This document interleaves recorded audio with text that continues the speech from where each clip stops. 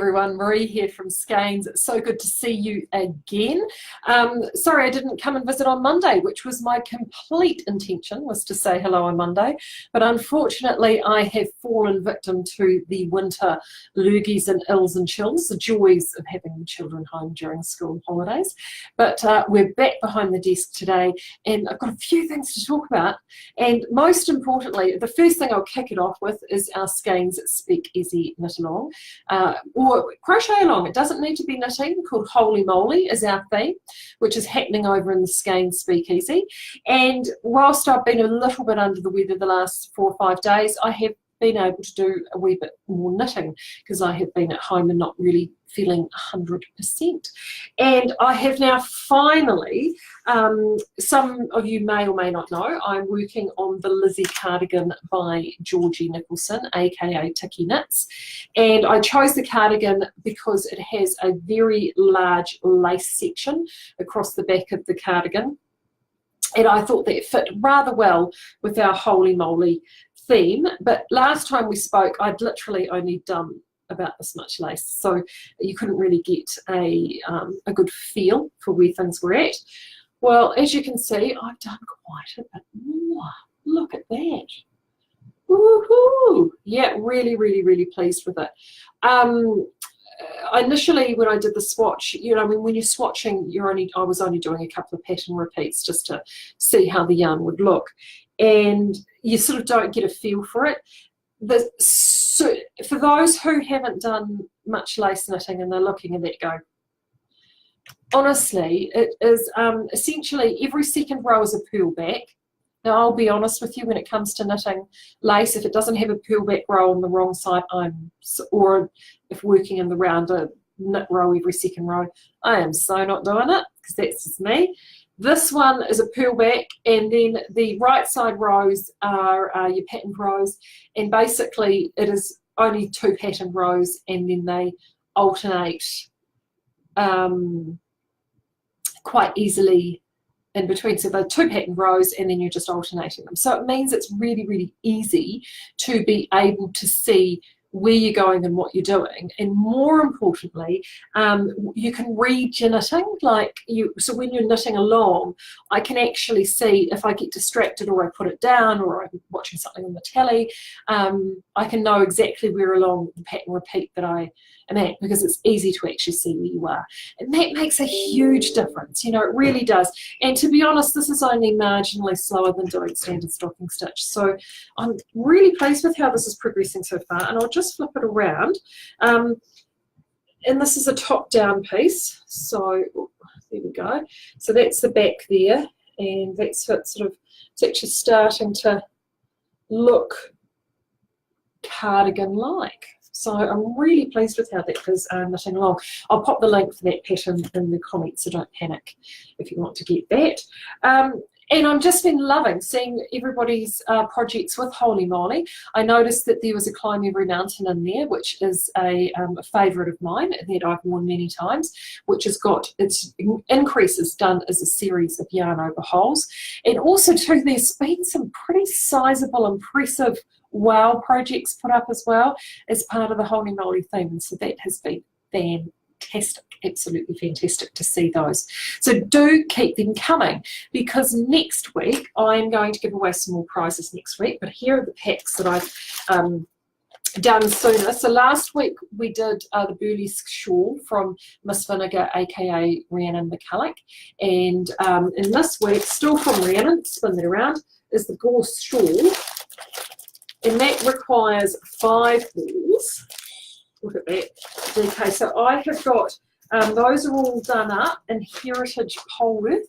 I've got 3 there. I've got 1 in Bodrum Red, 1 in Tart Pink, and 1, look at that beautiful blue, Nexi blue. So I will be giving those away hopefully Monday next week, if all goes according to plan. So that will be brilliant, so watch out for those. To enter, all you have to do is post up on the Speakeasy within theme. It's as simple as that. And the interpretation of the theme is up to you. So don't, you know, be creative. So make sure you get those up there, and I'd love to see them. Which then also gets me onto the hot topic for today. This is what's been wonderful, is seeing some of the discussions that have been going on in some of the threads. And one of the discussions that popped up in a thread this week over the last few days was around blocking. And somebody put the question up, what is blocking? I don't know what this blocking is. People are talking about before blocking and after blocking. What is blocking? And blocking is essentially another word for soaking. And it's not a new thing. It has been around for decades and decades, but it's one of those things that has become vastly more prevalent with an increase of a lot more mainstream lace knitting. Those who have done a lot of lace knitting for eons have always wet blocked their lace, because it's the only way you can get your lace looking good.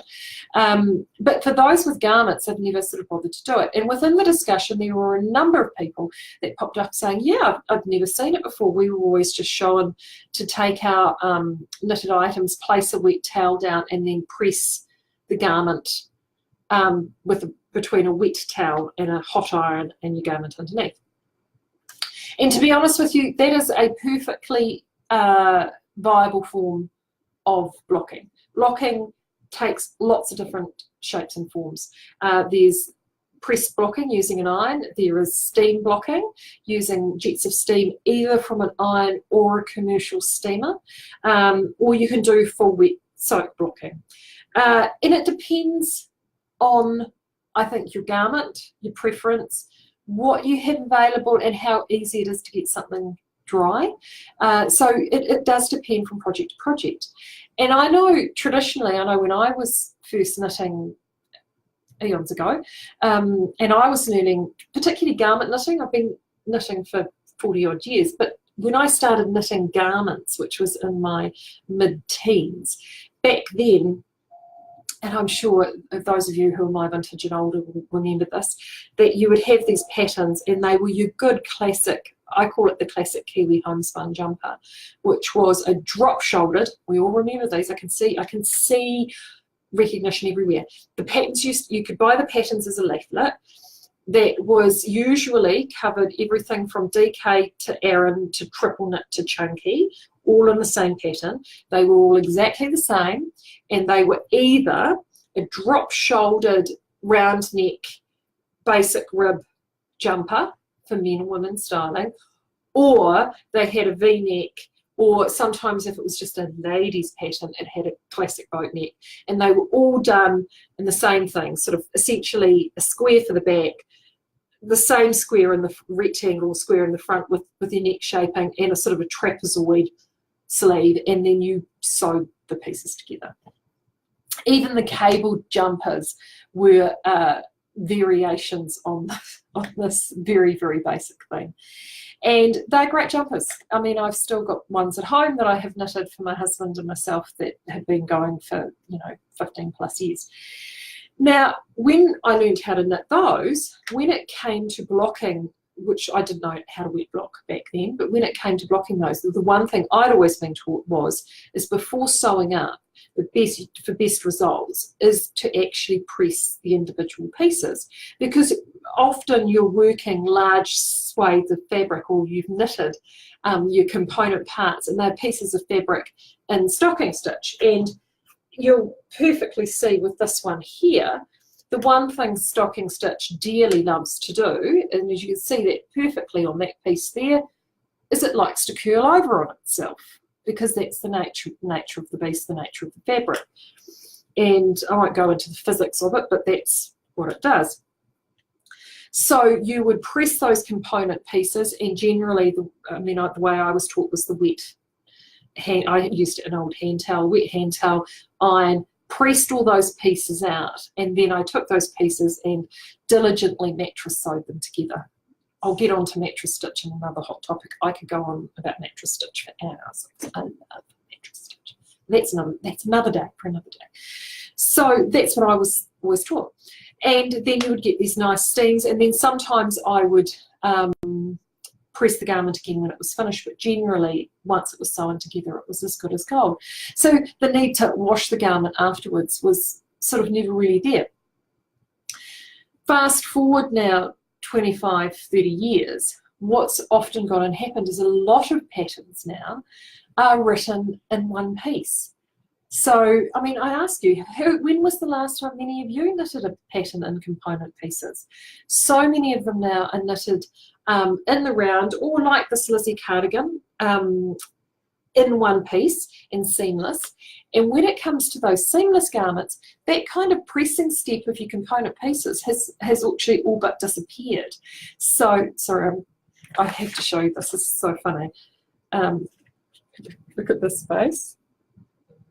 I'm not going to tell him I've done that. That's my youngest son. He's at home bored. And obviously his father's not entertaining him. Anyway, so you've got all those pieces all in one piece. And so you're not having that interim step of pressing out your separate component pieces before you put your garment together.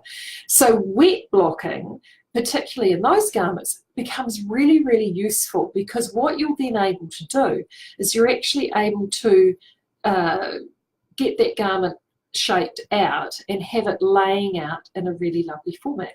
So as I said before, it doesn't have to be necessarily wet blocked, it could be steam blocked. But what wet blocking is, and someone did explain it beautifully in the forum, if you do it in the thread, is essentially all it is soaking. So it's not washing it, you're soaking it.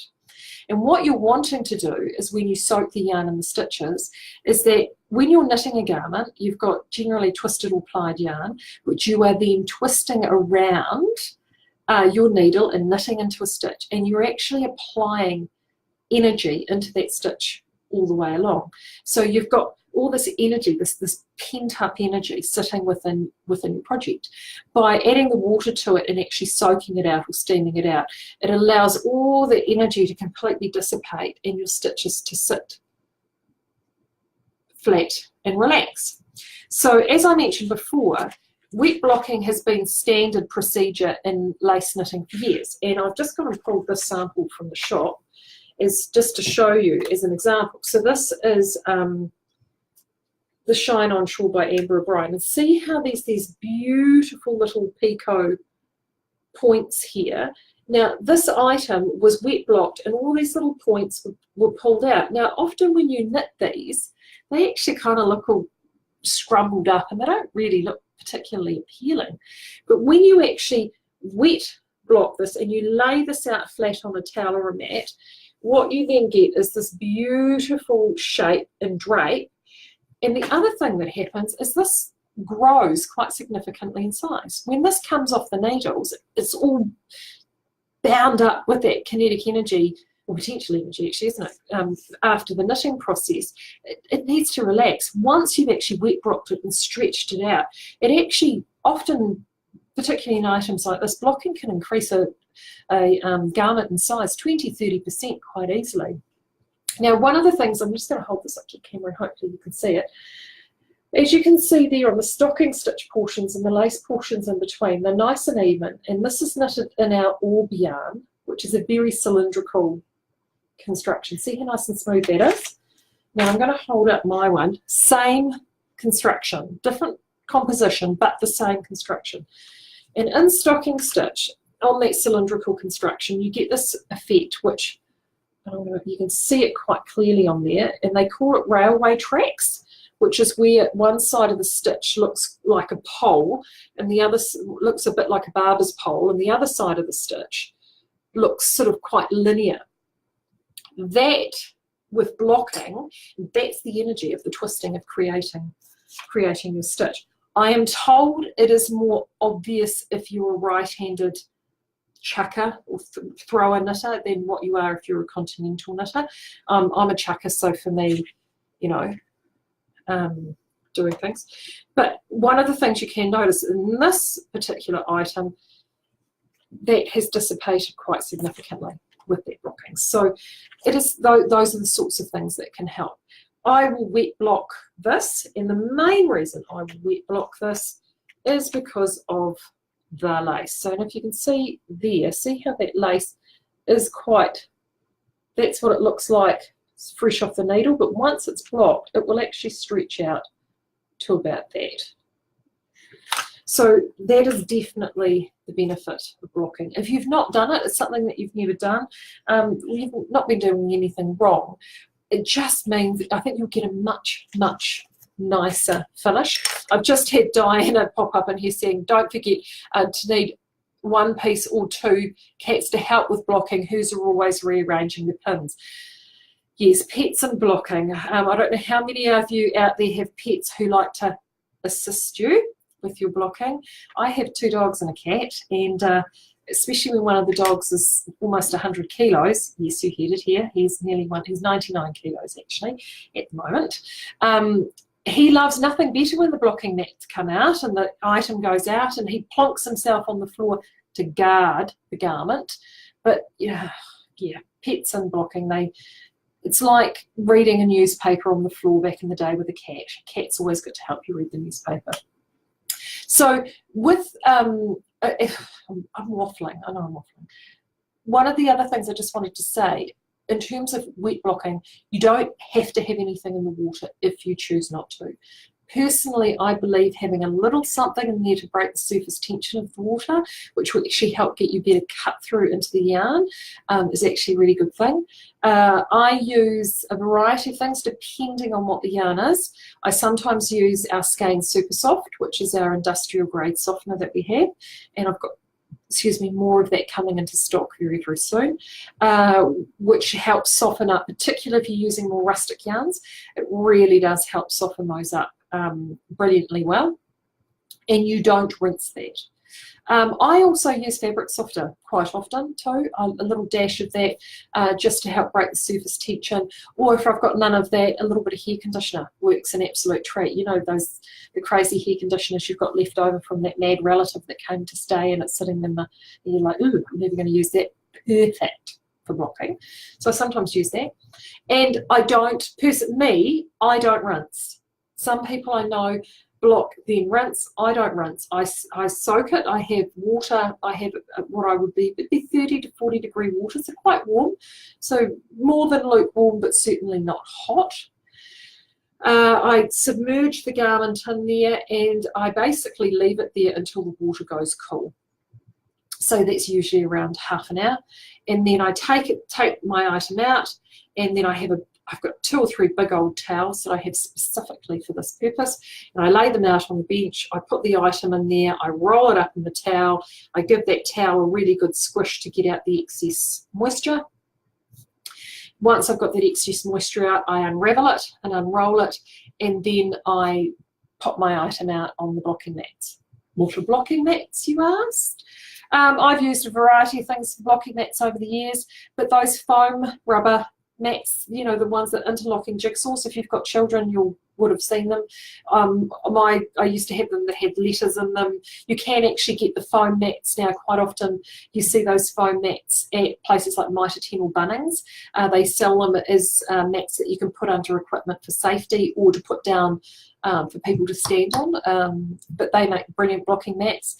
Yoga mats, you know, those foam yoga mats, or those foam mats that you've used for swimming pools, they work really well for blocking mats. Anything that you can lay something out on and whack some pins in to hold your garment in place will work just fine. When it comes to garments like this, I don't necessarily pin anything like this. I will just roll it out, lay it in the shape that I want, being careful not to stretch it too much, unless you've got your sizing wrong when it's finished and it's a bit small. You'll be amazed at what you can do with a bit of a stretch. And then I just lay it there and let it dry. So yeah, so that's sort of my views on blocking. I know other people have, and again, I'm not a super experienced lace knitter. I know that those who are super experienced lace knitters will have blocking wires, and there are definitely some techniques there. But when in doubt, jump onto the Google or the YouTube and have a look. There's some brilliant videos out there, so do make sure you check those out. Also today, I may have in the things I may have mentioned Skeinz job. And if you've been onto this Facebook social media in the last hour or so, you may have seen a image pop up, and the image is, and we are hiring. And the last time, I think it was a month or so ago, we popped Situations Bacon up, which was for the mill. We actually need someone to join the Skeinz team. We are looking for a part-time warehouse and online assistant. We've grown to a point now that with our online orders and also how busy we are in the shop, that the current team, our core team, which are Claire, Karen and Virginia, are just struggling to keep up. They need some extra assistance.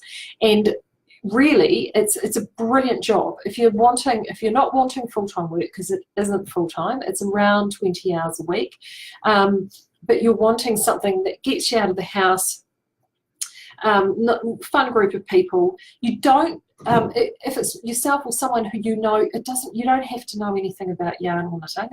That is not essential. You really need to be healthy, well and fit. It isn't a sit behind your desk job. It's definitely you're running around and picking and packing orders and getting things organised and put away in the warehouse and stuff like that. So you do need to have a reasonable level of fitness to be able to do that for 2, 3, 4 hours a day. It'll be varied. So no 2 days around here ever the same.